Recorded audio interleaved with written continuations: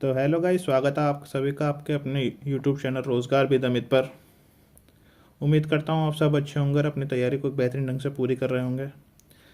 SSC GD math book solution में हमने part 1 में 30 तक के सवाल कर लिए थे। अब इससे आगे के सवाल हम पार्ट 2 में करेंगे। तो पार्ट 2 में अब सवाल नंबर 31 को देखते हैं हम। पहला सवाल 31वां सवाल क्या बोल रहा है, वह सबसे छोटा पूर्ण वर्ग क्या होगा जो संख्या 15, 24, 36 से पूर्ण विभाजित हो। तो हमको क्या करना है, 15, 24 और 36 का एलसीएम ले लेंगे। 3 से काट लेंगे, 3 पंजे 15, 3 अट्ठे 24, 3 एकम 3, 3 दूनी 6। 2 से काट लेंगे, 2 चौक 8, 2 छिंग 12। फिर 2 से काट लेंगे, 2 दूनी 4, 2 तिया 6। अब जब नीचे कुछ संख्या सब ऐसे आ गए अभाज्य संख्या है तो इसका लिख लेंगे। अब कितना हो गया, 2 गुणनखंड लिख लेंगे इसके, 2 गुणा 2 गुणा 2, 3 गुणा 3 और ये 5। तो कितना आया, 2 दूनी 4 दूनी 8, 3 3 9, 5 9 पंजे 45। तो ये हो गया और 8 ये हो गया। इसकी गुणा करेंगे, 8 पंजे 40 का 0, हंसे लगे 4, 8 चौक 32 और 4 36, यानी कि 3600 आ गया। ये पूर्ण वर्ग नहीं है। पूर्ण वर्ग बनाने के लिए क्या करना पड़ेगा, हमें सबको जोड़े बनाने पड़ेंगे। तो यहाँ के इसका 2 का जोड़ा तो ये बन गया, 3 का जोड़ा ही बन गया, लेकिन इस 2 का जोड़ा नहीं बना। तो एक तो हमें 2 से मल्टीप्लाई करनी पड़ेगी संख्या में, और एक 5 का जोड़ा नहीं बना, एक 5 से मल्टीप्लाई करनी, यानी कि हमें 10 से मल्टीप्लाई करनी पड़ेगी, तब ये पूर्ण वर्ग बन जाएगी। तो हम 10 से मल्टीप्लाई कर देंगे तो 3600। Answer A is the right answer. अगले सवाल की बात कर लेते हैं अब। अगला सवाल क्या बोल रहा है, एम के सबसे बड़े और सबसे छोटे संभावित मान का गुणनफल ज्ञात करें जिसके लिए संख्या ये दे रखी है 9 से विभाज्य है। तो पहले संख्या लिख लेते हैं हम, 5m, 8 3m, 4m 1। तो 9 से विभाज्य का रूल क्या था, 9 से काट दो जो जो कट रही हैं, 8 और 1 9 कट गया, 5 4 9 कट गया, 3 बचा। तो 3 प्लस 3m बचे, ठीक है। इसे 9 से विभाज्य करना, एम का सबसे बड़ा सबसे छोटा मान निकालना हमें। तो ऐसा मान सोचना अब हमको, m बराबर 1 रखेंगे तो कितना आएगा, नहीं आएगा। 2 रखेंगे, 3 दूनी 6, 7 8 9। तो एक तो m बराबर 2 रखने से आ रहा, m बराबर 3 है, 3 3 9, 10 11 12, ये नहीं कटने की है। 3 चौक 12, 13 14 15, ये भी नहीं कटने की।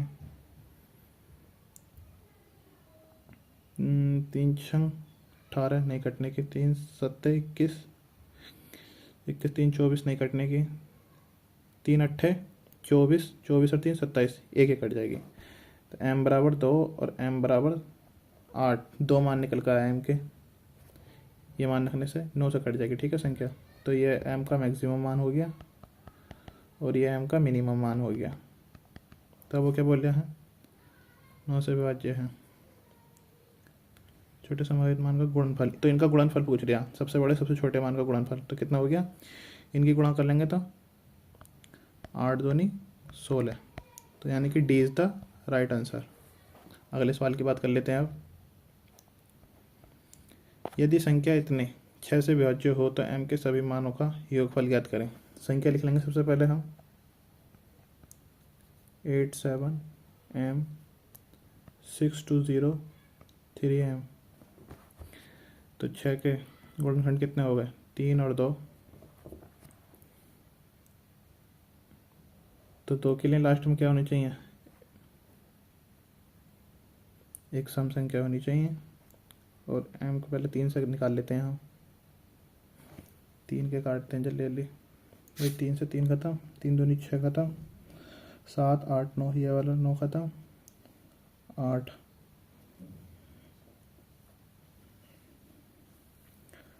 8 कितने बचे, 3 दूनी 6 2,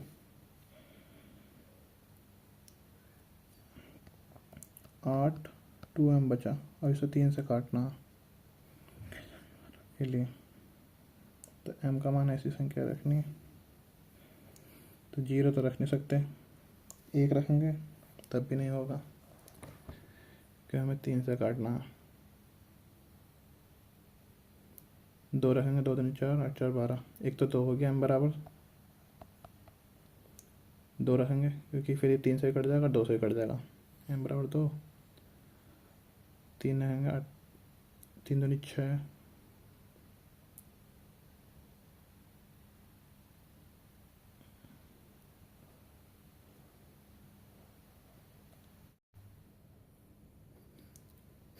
यदि संख्या इतने 6 से विभाज्य हो तो m के सभी संभावित मानों का योगफल ज्ञात करें। तो संख्या लिख लेते हैं सबसे पहले 8 7 m 6 2 0 3 m, और 6 के फैक्टर कर लेते हैं, कितना आएगा 3 और 2, तो यानी कि हमें इतना तो पता चल गया कि लास्ट में जो एक सम संख्या आएगी m का मान जो होगा वो सम संख्या होगा। तो अब चेक कर लेते हैं, पहले 3 से काटने वाले निकाल लेते हैं, 3 से कट गया, 3 से कट गया 7 और 2 9, ये भी कट गया 8, m 2m बचा। अब इसे 3 से काटना, m बराबर 0 रखेंगे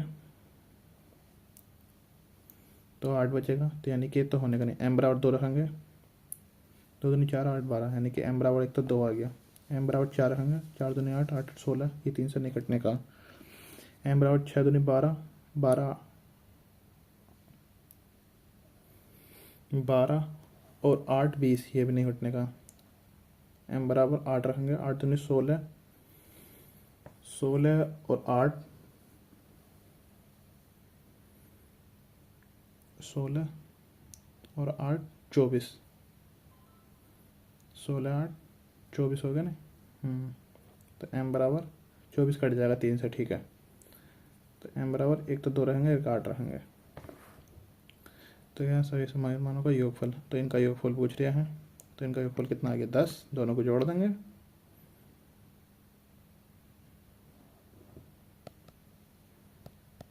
तो इनका योगफल पूछ रहे हैं, तो योगफल कितना आ गया 10, ए इज द राइट आंसर। अगले सवाल की बात कर लेते हैं आप।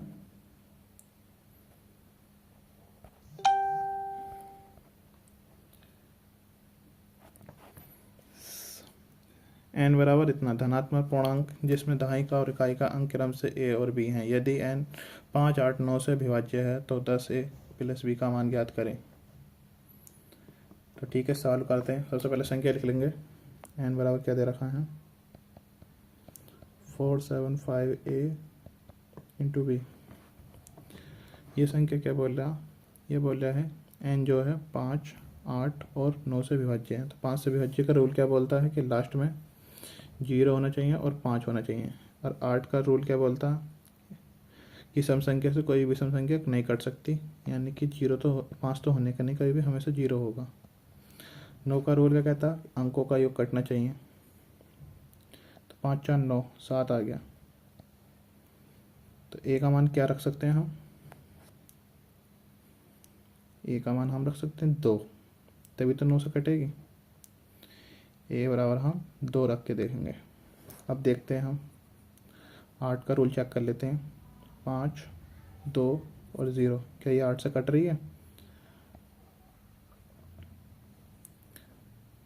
8 से काट के देख लेते हैं, 8 6 48, 4 बचे, 8 पंजे 40, यानी कट गई 8 से, यानी कि 8 से कट जाएगी। ठीक है, पूरी संख्या अब 8 से कट गई, 5 से कट गई, 9 से, तीनों से कट गई। अब क्या पूछ लिया हो 10a प्लस बी का मान ज्ञात करना, तो यहाँ लिख देंगे 10a प्लस बी का मान ज्ञात करना है हमें। 10a का मान कितना आया 2 और b का मान कितना आया 0, तो 10 दूनी 20, a is the right answer. अगले सवाल की बात कर लेते हैं अब।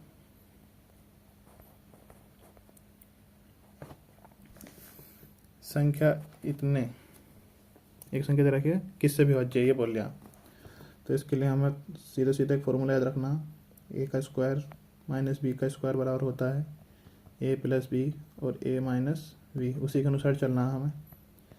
142 का स्क्वायर माइनस 1, तो इसका भी स्क्वायर लगा दें, कोई फ़र्क नहीं पड़ने का क्योंकि एक ही घात कितनी भी हो।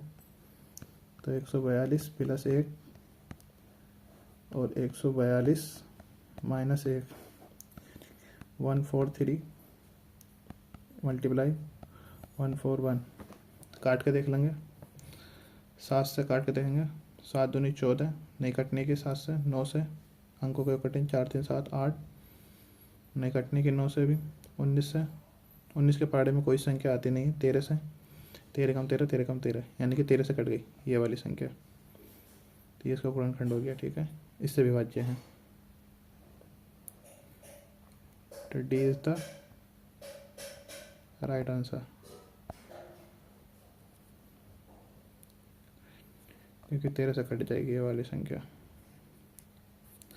आगे चलते हैं। अब यदि n एक पूर्णांक है तो n-3 - n किससे विभाज्य होगा? तो n का मान, n एक पूर्णांक है, यानी कि n का मान कितना हो सकता है? 1 2 3 4 डॉट डॉट। तो हम सबसे पहले एक तो नहीं रखेंगे, क्योंकि एक रखेंगे तो 0 आ जाएगा, पता नहीं चलने की। n बराबर हम 2 रख लेते हैं।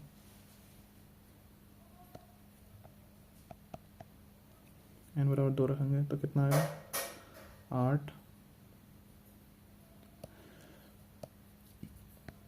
2 की घात 3 माइनस 2, तो 8 माइनस 2 यानी कि 6 आ गया। तो यानी कि 6 हो गया। एक बार और चेक कर लेते हैं अगली संख्या से, 3 से। 3 की घात 3, तो 3 3 होती है 27, 27 माइनस 3 यानी कि 24। ये भी 6 से कट जाएगा, यानी कि किससे विभाज्य है? 6 से। तो सी इज द राइट आंसर। अगले सवाल की बात कर लेते हैं। संख्या ए 18 से विभाज्य है और एक अन्य संख्या बी 12 से विभाज्य है, तो ए स्क्वायर माइनस बी स्क्वायर किससे विभाज्य होगी? इस सवाल को कर लेते हैं। तो संख्या ए 18 से विभाज्य है, तो हमने संख्या 18 ए मान ली। एक संख्या जो 12 से विभाज्य है उसे 12 बी मान ली। तो ए स्क्वायर माइनस बी स्क्वायर पूछ रहे हैं, किससे विभाज्य होगी? स्क्वायर कर लेते हैं। 18 ए का स्क्वायर माइनस 12 बी का स्क्वायर,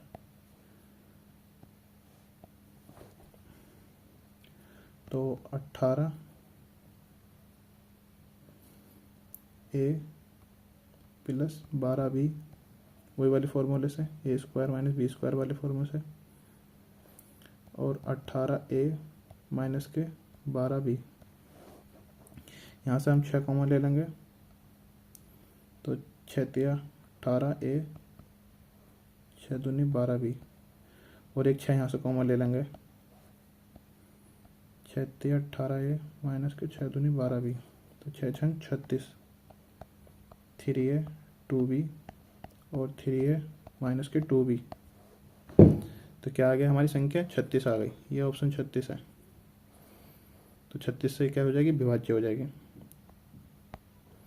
तो B is the right answer. अगले सवाल की बात कर लेते हैं अब। यदि संख्या x 3 और 2 से विभाज्य है, तो 2x की क्यूब प्लस 3x स्क्वायर किससे विभाज्य होगा? 2x की घात 3 और माइनस प्लस 3x स्क्वायर किससे विभाज्य होगा, ये पूछ रहे हैं ना। तो 3 और 2 का एलसीएम कितना हो गया? 6 हो गया। तो वो संख्या 6 हो गई। तो रख देंगे मान, x का मान 6 आ गया। 2 गुणा 6 की घात 3 प्लस 3 गुणा 6 की घात 2, 2 गुणा 6 की घात 3 का मतलब 6 छंग 36, 36 के 216 प्लस 3 छंग 36,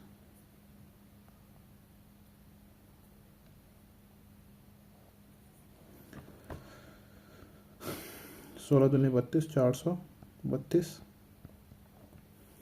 और 36 दिया। 6 18 का 8, हाथ से लगा 1, 3 3 9 और 1 10। जोड़ देंगे इनको आपस में। 8 और 2 10 का 0, हाथ से लगा 1, 3 और 1 4, 4 और 1 5। किससे विभाज्य है? सीधा सीधा दिख रहा, ऑप्शन नंबर ए से विभाज्य है, क्योंकि 8 पंजे 40 होते हैं और 100 पंजे 500 होते हैं। तो ए इज द राइट आंसर। अगले सवाल की बात कर लेते हैं अब। ऐसी कितनी 2 अंकीय संख्या हैं जो 8 से विभाज्य हैं?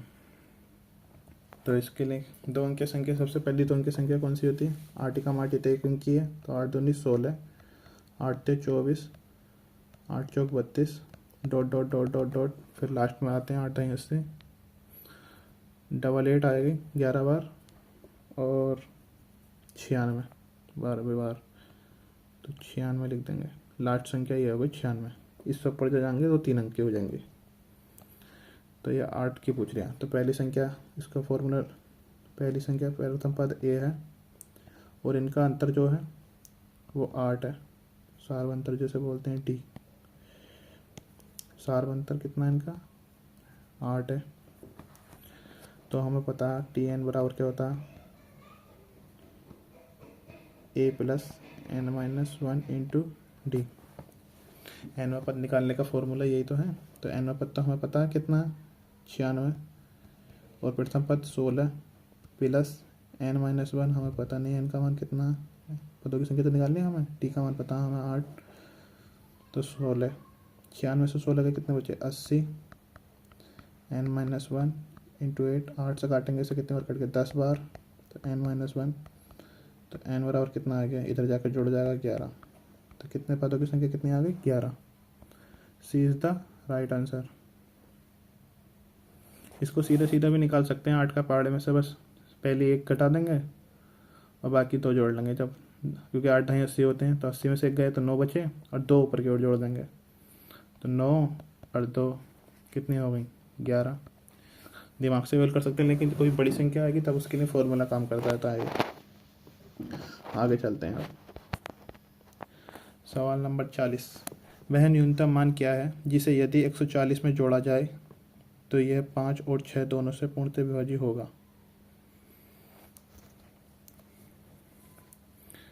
5 और 6 से पूर्णतः विभाज्य होगा, यानी कि 5 और 6 का एलसीएम निकालेंगे तो हम कितना आ जाएगा? 30। तो 140 में क्या जोड़ा जाए? 30 से काट देंगे 140 को, 3 पंजे 15 होता है, तो कितने की कमी रह गई? 10 की, तो 10 संख्या जोड़ देंगे इसमें, तो D is the right answer. तो सिंपल सवाल है। आगे चलते हैं। यूनिट डिजिट के सवाल आ गया अब। तो यूनिट डिजिट में कुछ नहीं होता, इकाई का अंक उठा लेते हैं इनका। ये बोलिए गुणा कितने में, इकाई का अंक क्या है? तो 3 6 1 3, 6 ते 18, 18 काट लेंगे, 8 एकम 8, 8 और 8 ते 24, यानी कि 24 का 4 लेंगे, तो यूनिट डिजिट कितना आ गया? 4। तो B is the right answer. अगले सवाल पे चलते हैं अब। संकेतने का इकाई का अंक 6 की घात का, तुम रूल याद कर लो कि 6 की पावर कितनी भी हो हमेशा उसका इकाई का अंक 6 आता है। तो इसका तो सिंपल है, सी इज द राइट आंसर।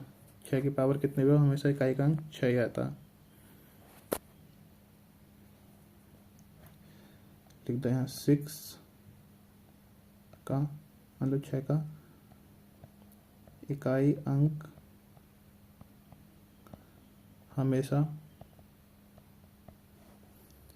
6 ही होता है। याद रखना इस बात को, नोट डाल के लिख लेना। आगे चलते हैं। संकेतने के गुणनफल का इकाई का अंक बताना है। तो इसके लिए क्या करना पड़ेगा हमको? सबसे पहले लिख लेंगे हम 2 की घात 5, 25 की घात 2 और 3 की घात 7। 4 से भाग कर लेते हैं इकाई का अंक करने के लिए। इनके जो पावर होती है 2 की पावर 5 को 4 से भाग करेंगे तो 2 की घात 1 आ जाएगा। ये तो 4 से नीचे है तो 25 ऐसे लिख देंगे, इसे 3 आ जाएगा 4 से डिवाइड करेंगे तो 2 की घात 1 का मतलब 2 और 5 की पावर तो कितनी कर लो हमेशा 5 ही आता है, 5 आ गया। और यहाँ 3 की घात 3 ऐसे रहने दो, क्योंकि ये 5 और 2 मिल गया, 5 और 2 मिल गए, जहाँ पर 5 और 2 मिलते हैं वहाँ पर 0 बन जाता है। उसमें सभी की जो मान होता है सबका 0 हो जाता है यूनिट डिजिट, मतलब सभी का 0 नहीं, उनका इकाई का अंक हमेशा 0 रहेगा जहाँ 5 और 2 मिल जाते हैं। तो इसका सी इज द राइट आंसर हो जाएगा। क्योंकि 5 दूनी 10, जीरो आ गया। और 3 की घात कितनी भी आ जाए लेकिन जीरो से मल्टीप्लाई करके जीरो कर देगा, तो जीरो आ गया। अगले सवाल पे चलते हैं अब। 7 की घात 45 और यहाँ लिख रहे हैं 8 की घात 43 में इकाई का अंक बताना है इसमें भी।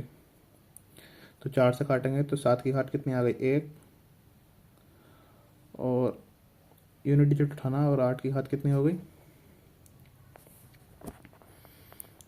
4 कम 4, 3 बचे, 4 अट्ठे 32, 1 यानी कि 8 की घात भी 1 आ गई। तो 7 अट्ठे 56, 56 में 6, तो 6 हो गया इनका इकाई का अंक। तो D is the right answer. अगले सवाल पे चलते हैं। सवाल नंबर 45। संख्या दे रखी है, इकाई का अंक बताना हमें। तो 4 से काट लेंगे सबसे पहले। 4 दिया 12, 2 बचे, 4 सत्ते 28 यानी कि 3 की घात 1। अगले में क्या है 3 की घात 2, और उस अगले में 3 की घात 3। तो 3 की घात 1 का मान 3, 3 की घात 2 का मान 9, 3 की घात 3 का मान 3, 3 होते 27, 27, 27 और 3 30, 30 और 3 39, 39 का 9, यानी डेट कितना आ गया इकाई का अंक 9। तो B is the right answer. अगले सवाल पे चलते हैं। सवाल आ गया 1 factorial plus 2 factorial 3 factorial plus 4 factorial, ये 20 तक दे रखा है, नीचे दे गए। अभिव्यक्त में इकाई का अंक ज्ञात करें। तो इसके लिए क्या करते हैं, सबसे पहले 1 factorial 2 factorial 3 factorial 4 factorial 5 factorial plus dot dot dot 20 factorial तक लिख लेंगे। फैक्टोरियल का मान का मतलब होता है उससे एक एक करके गुणा करते चले जाओ और 1 तक जाना है, ठीक है। तो 1 की गुणा 1 में करेंगे 1 आ गया, 2 गुणा 1 यानी कि 2, 3 गुणा 2, ऐसे करते हैं। फैक्टोरियल खोलने का तरीका देख लो। मतलब 4 है तो 4 फैक्टोरियल कैसे खोलेंगे, 4 गुणा 3 गुणा 2 गुणा 1। 3 फैक्टोरियल है तो 3 को कैसे करेंगे, 3 गुणा 2 गुणा 1। 2 फैक्टोरियल है तो 2 गुणा 1 गुणा, इस तरीके से खोलते हैं फैक्टोरियल को, ठीक है। तो 3 दूनी 6 हो गया,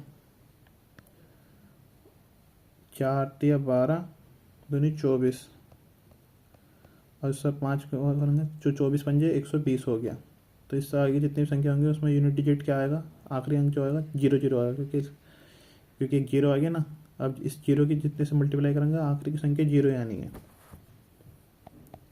तो हम क्या पूछ रहे हैं, जोड़ने को बोल रहे हैं। तो यहाँ तक की संख्या जोड़ कर देख लेंगे, जो इनका योग आएगा वो इनका इकाई का अंक हो जाएगा।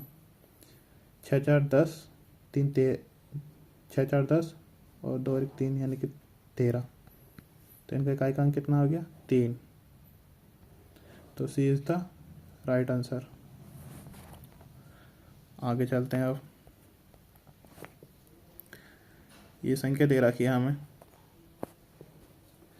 तो इसमें क्या करना है हमें, 7 इनका इकाई का मान बताना।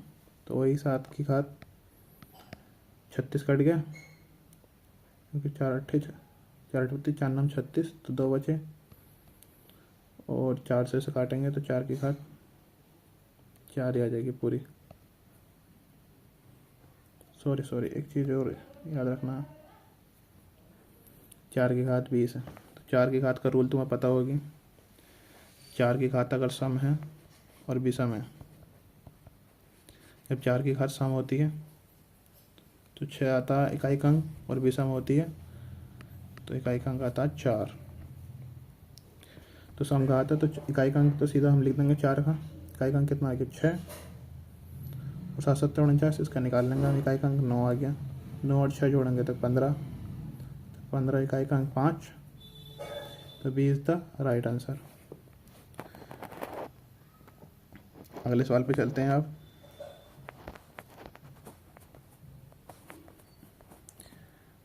ठीक है, इस सवाल से पहले मैं तुमको एक एग्जाम्पल देता हूँ क्वेश्चन का, फिर तुम इन सवालों को बहुत आसानी से कर लोगे।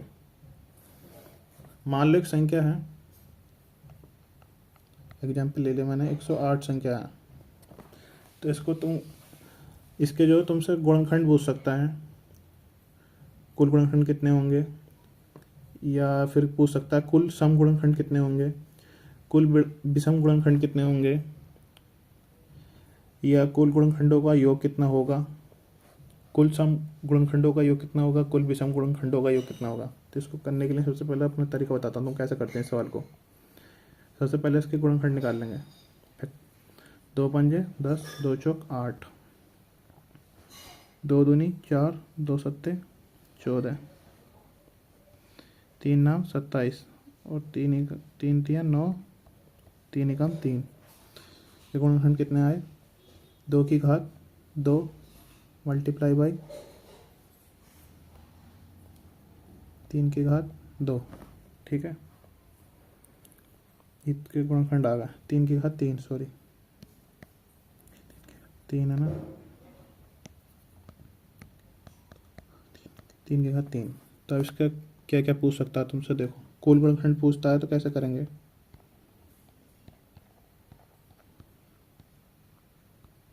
तो जब कुल गुणनखंड पूछें तो जो इनकी पावर होती है ना, पावर में एक जोड़कर मल्टीप्लाई कर देते हैं सीधा सीधा। पावर में जोड़ना, ध्यान रखना 2 की पावर 2 है ना, तो 2 के इस पावर में जोड़ना। मार्क कर देता हूँ, +1 3 4 कितना होगा 12। तो कुल गुणनखंड कितने होगा इसके 12। यदि सवाल में सम गुणनखंड पूछता है तो इसको कैसे करेंगे, इसको करने का तरीका देख लो। तो 2 की पावर जितनी भी हो उसको तो ऐसे लिख देते हैं सेम, और जो विषम की पावर होती है, मतलब जो सम संख्या की पावर होती है उसको सेम लिखते हैं, जो विषम संख्या की पावर होती है उसमें एक ऐड करके लिखते हैं।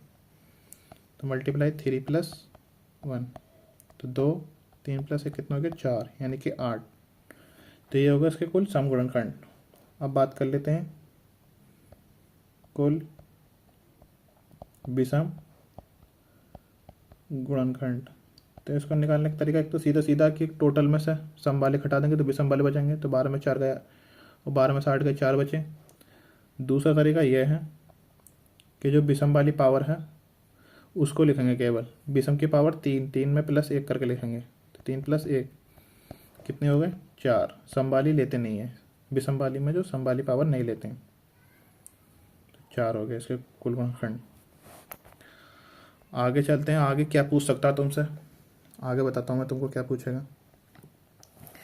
यदि सवाल में पूछ ले कुल गुणनखंडों का योग, तो उसको कैसे करेंगे। कुल गुणनखंडों का योग पूछ लेता है तो उसको कैसे करते हैं। तो हमारे फैक्टर क्या बने थे, हमारे फैक्टर बने थे 2 की घात 2 मल्टीप्लाई बाई 3 की घात 3 बने थे। तो जितने की पावर जितने तक बने तो 0 से स्टार्ट करेंगे कुल गुणनखंडों में और आगे चलते चले जाएंगे। 2 की घात 0, 2 की घात 1, 2 की घात 2 तक जाएंगे, जितनी घात होती है वहाँ तक जाते हैं। फिर मल्टीप्लाई 3 की घात 0, 3 की घात 1, 3 की घात 2 और 3 की घात 3 कर लेंगे। 2 की घात 0 का मान 1 होता है, 2 की घात 1 का मान 2 और 2 की घात 2 का मान 4। 3 की घात 0 का मान 1, 3 की घात 1 का मान 3, 3 की घात 2 का मान 9, 3 की घात 3 का मान 27। इनको ऐड कर देंगे, 4 2 6 1 7, इसको ऐड करेंगे 27 और 3 30, 30 और 9 39, 40 और 1 40, तो 7 21, 21 आ गया। आगे चलते हैं। यदि सम गुणनखंडों का योगफल पूछता है तो उसको कैसे करेंगे। सम गुणनखंडों का योगफल पूछता है तो इसको कैसे करेंगे।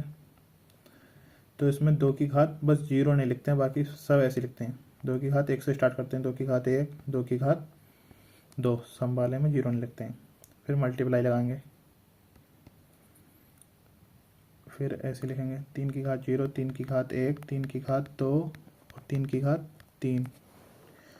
2 की घात 1 का मान 2, 2 की घात 2 का मान 4, मल्टीप्लाई 3 की घात 0 का मान 1,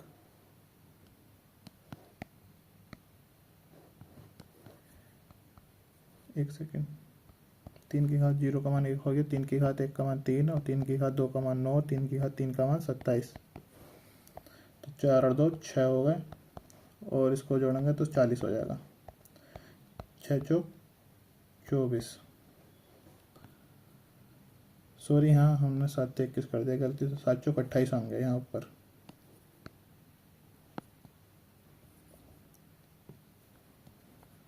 सात चौक 28।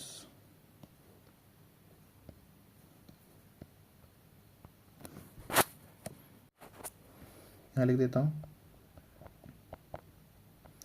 विषम गुणनखंडों का योग। तो विषम गुणनखंडों का योग कैसे निकालते हैं? दो की जो पावर होती है मतलब समघात वाले को लेते नहीं, विषम घात वाले को लेते हैं। तो 3 की घात 0, 3 की घात 1, 3 की घात 2 और 3 की घात 3। तो 3 की घात 0 का मान 1, 3 की घात 1 का मान 3, 3 की घात 2 का मान 9, 3 की घात 3 का मान 27। इनको ऐड करेंगे सबको तो 40 आ गया। विषम गुणनखंडों का योग हो गया। अब चलते हैं सवाल पर। अब देखते हैं सवाल क्या बोल रहा। सवाल बोले 3600 के कितने गुणनखंड है। तो अब देखो कैसा करते हैं जल्दी जल्दी सवालों को। 3600 का गुणनखंड पूछ रहे हैं हमसे। 2 से काटेंगे, कम 2, 2 अट्ठे 16, 2 नियम 18, 2 से काटते जाएंगे, 45 दूनी 90, फिर 2 से काटेंगे, 2 दूनी 4, 2 पंजे 10, 3 से काटेंगे, 3 सत्ते 21, 3 पंजे 15, 3 दूनी 6, 3 पंजे 15, 5 से काटेंगे, 5 पंजे 25 और 5 ही करना 5, 1 2 3 4, 2 की घात 4 गुणा 3 की घात कितनी, 3 की घात 2 और 5 की घात 2। कुल गुणनखंड पूछ रहा, कुल गुणनखंड पूछा था हमने बताया ना। कुल गुणनखंड किनकी जब घात होती है उनमें एक एक जोड़ कर लिख देंगे। तो 4 + 1 गुणा 2 + 1 गुणा 2 + 1। तो 4 + 1 कितना हो गया 5, 2 + 1 कितना हो गया 3 और 3 5 15, 15 कम 15, 15 दूनी 30, 15 × 45, यानी कि 45 आंसर आ गया। इसके 45 गुणनखंड होंगे। तो सी इज द राइट आंसर। अगले सवाल पे चलते हैं। अब कितने धनात्मक गुणनखंड होंगे ये लीजिए, इसके भी गुणनखंड पूछ लिया। तो इस सवाल को करते हैं जल्दी से। 2 8 8 के गुणनखंड निकाल लेते हैं। 2 एकम 2, 2 चौक 8, 2 चौक 8, 2 सत्ते 14, 2 दूनी 4, 2 तिया 6, 2 छिंग 12, 2 एकम 2, 2 अट्ठे 16, 2 नियम 18, 3 तिया 9 और 3 एकम 3, 2 की घात 1 2 3 4 5, 2 की घात 5 और 3 की घात 2 बना। तो इनके धनात्मक गुणनखंड पूछ दिया। तो धनात्मक, तो इसमें भी क्या पूछ रहा है, कुल गुणनखंड पूछ रहा है। धनात्मक का मतलब होता है कुल गुणनखंड। अगर पूछता है सम गुणनखंड तब दूसरा तरीके से निकलते हैं, अगर पूछता है विषम गुणनखंड तब दूसरे तरीके से निकलते हैं। तो ये कुल गुणनखंड पूछ रहा है। तो 5 + 1 हमने बताया पावर में 1 जोड़ देंगे और 2 की पावर में 1 जोड़ेंगे तो 2 + 1 कुल गुणनखंड निकल कर आएंगे इनके। तो 5 और 1 6, 2 और 1 3, तो 6 3 कितना होगा 18। तो ए इज द राइट आंसर। अगले सवाल पे चलते हैं। 216 में विषम भाजकों का योग कितना होगा। इसमें योग पूछ लिया, पहले इनको निकाल लेते हैं। 2 से काटेंगे, 2 एकम 2 0, 2 अट्ठे 16, 2 पंजे 10, 2 चौक 8, 2 दूनी 4, 2 सत्ते 14, 3 नाम 27, 3 तिया 9 और 3 कम 3, 3 प्लस गुणा 3 की घात 3। ये बोल रहा है विषम भाजकों का योगफल पूछ रहा। तो विषम बताया तुम्हें संभाली तो लेने नहीं है, विषम वाली लेने, और वो भी 0 से स्टार्ट कर दो। योगफल पूछ रहा है तो 3 की घात 0, 3 की घात 1, 3 की घात 2, 3 की घात 3, 3 की घात 0 का मान 1, 3 की घात 1 का मान 3, 3 की घात 2 का मान 9, 3 की घात 3 का मान 27, 27 3 30, 30 39 और 1 40 है ऑप्शन में। हाँ, B is the right answer. तो ये पार्ट 2 आज इतने ही तक रहने देते हैं। अगर वीडियो पसंद आई हो तो वीडियो को लाइक करें और चैनल को सब्सक्राइब करें। Thanks for watching.